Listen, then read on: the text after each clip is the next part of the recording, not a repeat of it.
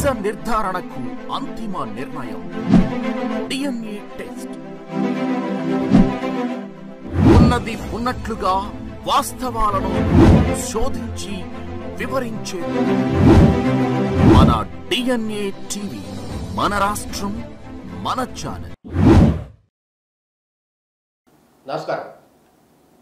2014లో రాష్ట్రంలో జరిగినటువంటి రాజకీయ పరిణామాలు 2024లో కూడా అదే రాజకీయ పరిణామాలు జరగబోతున్నాయా?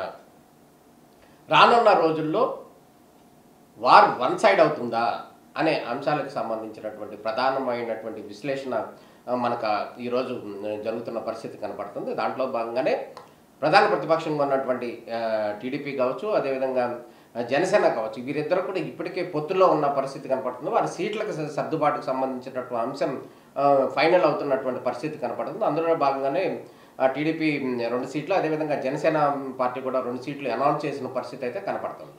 అయితే తాజాగా రాత్రి చంద్రబాబు నాయుడు, తెలుగుదేశం పార్టీ అధినేతగా ఉన్నటువంటి చంద్రబాబు నాయుడు బీజేపీ అధినాయకత్వంతో రాత్రి భేటీ అయిన సందర్భంలో అనేక రకాలైనటువంటి ఊహాగానాలు తెరమైకి వచ్చాయి.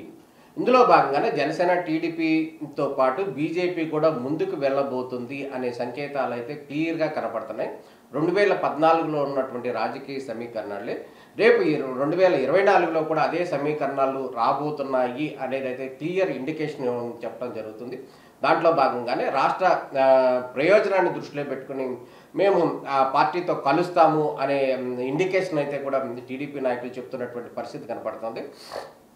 దాంట్లో భాగంగానే రాష్ట్ర ప్రయోజనాలు అయితే తెలుగుదేశం పార్టీ కోరుకుంటుంది, అదేవిధంగా దేశ ప్రయోజనాలను భారతీయ జనతా పార్టీ కోరుకుంటుంది. కాబట్టి రాష్ట్ర ప్రయోజనాల నేపథ్యంలోనే బీజేపీతో కలిసి వెళ్తాము అనేది టీడీపీ నాయకులు చెప్తున్నటువంటి వర్షన్. దాంట్లో భాగంగానే నిన్న భేటీ కూడా జరిగింది. ఆ పార్టీకి సంబంధించినటువంటి నేతలందరూ కూడా బీజేపీతో కలిసి ముందుకు వెళ్ళాలి అనే అంశానికి సంబంధించి ప్రయత్నాలు చేస్తున్నటువంటి పరిస్థితి కనపడుతుంది.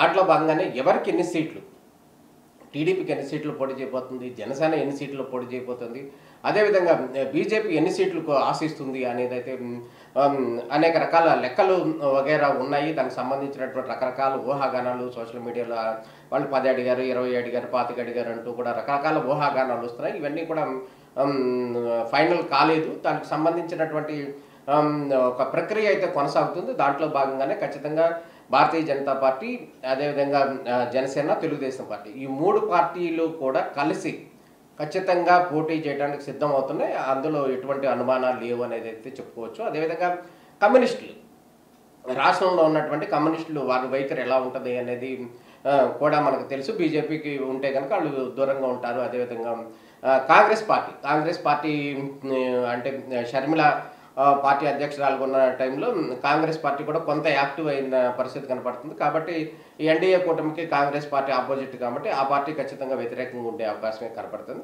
కాకపోతే గత ఎన్నికల్లో 2019 ఎన్నికల్లో భారతీయ జనతా పార్టీ తెలుగుదేశం పార్టీకి దూరంగా ఉన్న సందర్భంలో మాత్రమే వైఎస్ఆర్ కాంగ్రెస్ పార్టీ రాష్ట్రంలో అధికారంలోకి వచ్చింది అనేది అయితే రాజకీయ విశ్లేషకులు చెప్తున్నటువంటి పరిస్థితి. దాంట్లో భాగంగానే ఈ జనసేన టీడీపీ కలవకూడదు, వీరిద్దరూ కూడా కలిస్తే వచ్చే పరిణామాలను ముందుగానే గమనించినటువంటి వైసీపీ నాయకులు కొంతమంది తీవ్రంగా ప్రయత్నాలు చేశారు. ఈ పొత్తు జరగదు, ఈ పొత్తు ఉండదు అని కూడా కామెంట్స్ చేశారు. కానీ వీటన్నిటిని పటాపంచలు చేస్తూ 3 పార్టీలు కూడా కలిసి ప్రయాణం చేయడానికి ముందుకెళ్తున్న పరిస్థితి కనపడుతుంది. దాంట్లో భాగంగానే ఎవరికెన్ని సీట్లు అనేది పక్కన పెడితే రాజకీయం అధికారం ఎవరికి వస్తుంది, జగన్కా అంటే వైఎస్ఆర్ కాంగ్రెస్కా, లేకపోతే ఇటు కూటమికా అంటే తెలుగుదేశం, జనసేన, బీజేపీ, ఈ 3 పార్టీలు కలిసినటువంటి కూటమి అధికారం చేజిక్కుంటుందా అనేది అయితే మనం వేచి చూడాల్సిన పరిస్థితి కనపడుతుంది. మొత్తానికి రానున్న రోజుల్లో వారు వన్ సైడ్గా ఉంటుందా, అదేవిధంగా లేకపోతే ఇరు పార్టీల మధ్య పోటాపోటీగా ఉంటుందా అనేది అయితే వేచి చూడాల్సిన పరిస్థితి కనపడుతుంది. మొత్తానికి ఈ రాజకీయ అంశాలకు సంబంధించినటువంటి చాలా పెద్ద బ్రేకింగ్ న్యూస్ అనేది అయితే చెప్పుకోవాలి. ఎందుకంటే ఎన్డీఏలో గతంలో పనిచేసినటువంటి చంద్రబాబు నాయుడు ఎన్డీఏలో కొనసాగారు. మధ్యలో రాష్ట్ర ప్రయోజనాలకు సంబంధించినటువంటి ప్రత్యేక హోదా విషయంలో కావచ్చు, వీటన్నిటి అంశాల్లో కూడా వెనక దగ్గర మళ్ళీ ఎన్డీఏ నుంచి బయటకు రావడం జరిగింది. మళ్ళీ అమిత్ షా నుంచి పిలుపు వచ్చింది కాబట్టి చంద్రబాబు నాయుడు వెళ్ళి మళ్ళీ వాళ్ళతో కలిశారు అనేది టీడీపీ నాయకులు అయితే చెప్తున్నటువంటి వర్షను. మొత్తానికి గతంలో ప్రత్యేక హోదాకి సంబంధించిన అంశం కావచ్చు, పోలవరానికి సంబంధించినటువంటి అంశం కావచ్చు, ఈ అంశాలన్నింటిలో కూడా రాబోయే రోజుల్లో ఒక క్లారిటీ వచ్చే అవకాశం ఉంది. ఈ రెండు అంశాలు కూడా పక్కకు పోయి గడిచిన 5 సంవత్సరాల నుంచి కనుక మనం గమనించినట్టయితే రాష్ట్రానికి సంబంధించినటువంటి ప్రత్యేక హోదా కానీ పోలవరం విషయం అయితే ఏదైతే ఉందో ఈ రెండు అంశాలు కూడా వెనకపోయి రానున్న రోజుల్లో ఈ రెండు అంశాలతో పాటు విశాఖ ఉక్కు కర్మాగారం దీనికి సంబంధించినటువంటి కూడా స్పీడప్ అయ్యే అవకాశాలు కనబడుతున్నాయి. రానున్న రోజుల్లో ఈ 3 పార్టీలు ఈ 3 ప్రధాన అంశాలని దృష్టిలో పెట్టుకుని రానున్న రోజుల్లో ఆంధ్రప్రదేశ్లో ఖచ్చితంగా అభివృద్ధి జరుగుతుంది.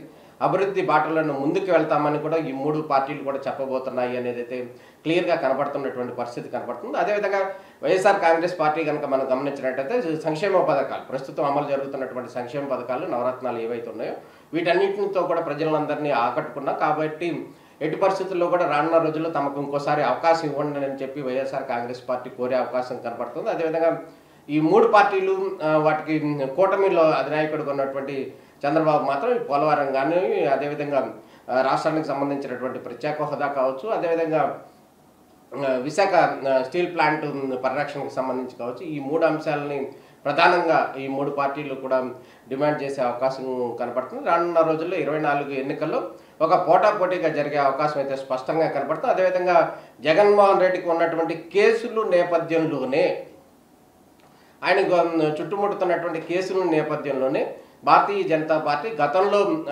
చాలా క్లోజ్గా ఉండి టీడీపీకి వ్యతిరేకంగా వైసీపీకి సపోర్ట్ చేసింది.